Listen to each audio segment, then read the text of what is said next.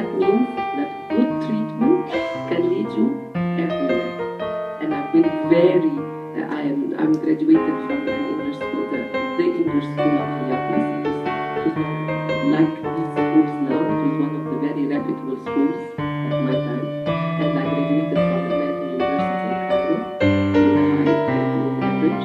So the disease does not all the time have to keep you in bed. Of course, there are days when you are in bed and you have these transfusions. But the most important thing is that you have to cope with that. After a couple of days, you put the plaster on and you try to walk. So it's the same with us. But we need your support for our PAT, which is the Patients Against Thalassemia, because we are doing, the research is very costly, the medication is very costly, and unfortunately the disease is very common in very poor categories of our community. So that's why. How does someone know that he's a victim of thalassemia disease?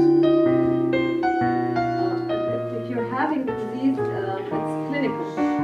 It usually appears by the age of 1 year. You're going to find that the baby is not going well.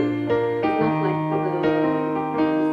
the same age as peers. And we're starting discovering that he looks pale. His lips are white. He's smaller than average. And then we have to do blood tests.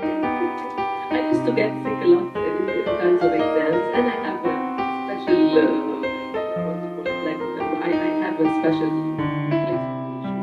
so you can campaign this among your relatives, your brothers, moms and dads, that we can always donate blood, which is a very safe procedure, very accurate.